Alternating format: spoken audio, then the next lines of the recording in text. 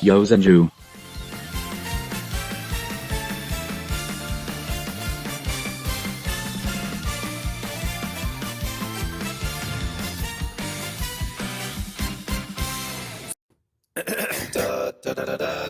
Welcome to the Coalition of Scrubs, and yes, that was all of our collective natural voices singing. Hello everyone, welcome back to From the Deck, and today we had another type of video. You know, I was showing my face doing deck profiles and everything, but now that JoJo Part 6 is confirmed, I decided that I will make deck profiles as this format. And what better deck profile to show you today than my Warcrime deck, Yosenju. Now, I have a fun for Yosenjus. I like Yosenjus. The fact that they can normal summon twice or thrice or 4 times or 5 times is actually amazing. It's basically a pendulum summon but without the pendulum summon restrictions, and you can make any rank 4 in the game or any play that you want. With this, well, however, I wanted to achieve something even greater. Going second is hard these days, and as such I decided to make a hard going second list.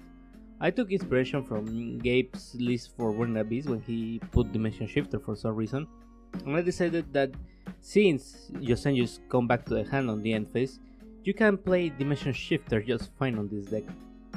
And as such, going second, Dimension Shifter is a killer hand trap, and going first you use Hiding, Macrocosmos, Dimensional Fissure just for the lulsies and make your opponent vanish everything they have. And as such, we have 15 names, 13 Yosenju names is more than enough, I think. And we are playing a lot of Kaijus. We are playing 6 and 2 Interrupted Kaiju Slumber, because Godzilla vs. Kong was released this week. Also, we are playing 2 Santa Claus as another way to tribute our opponent's monsters. And Santa Claus is a funny card.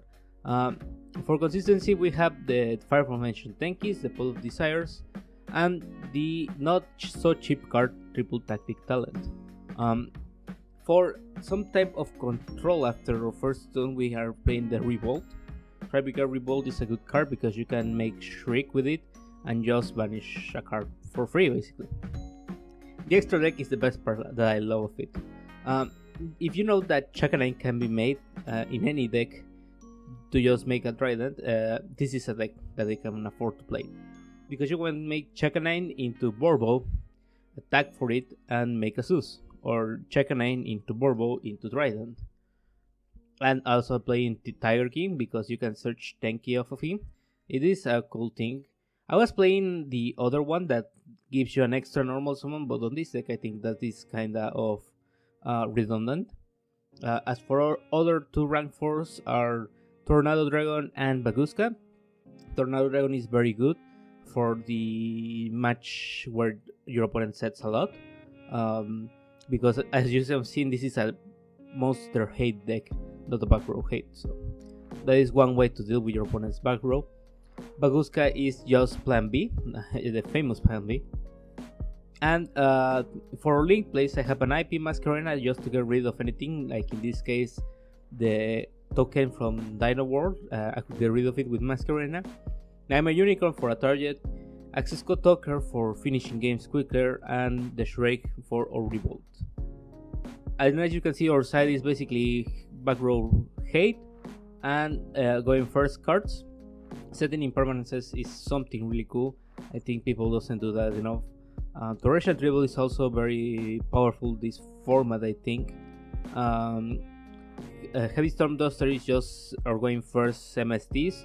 I was talking with Dan the other day. I prefer the MST on this specific deck instead of the Cosmic Cyclone, because if you activate Cosmic Cyclone and your opponent checks the artifact, I don't remember the name right now, Lancia, then your spell trap removal is dead.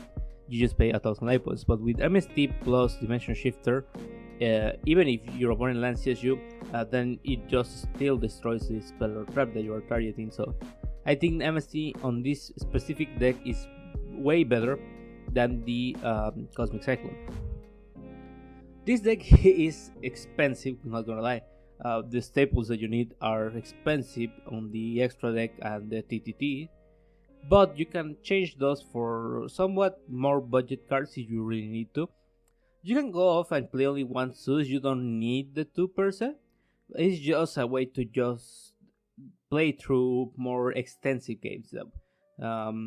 Also, if you really wanted, you can't, or you don't want to, you can also take out the access code talker. You can play Ouroboros instead. It's basically the same thing per se.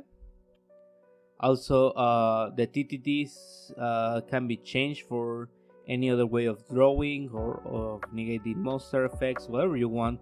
They're just there because this is a hard-going second list, and as such, I think it is very good to play the Triple Tactics talent. The best part of it is because Yosenjus are really cheap, you can buy a Yosenju list for $10. You can afford to play at least one or two of these expensive cards if you really need to. And I think the best options are one Zeus, one Access Code Talker. I think Shrek is also a little bit expensive, so you can play just one of it, it's really fine. You can play one Flujet also, as another alternative.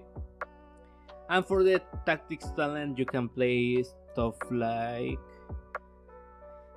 Valor, Ash, any other kind of handcraft really.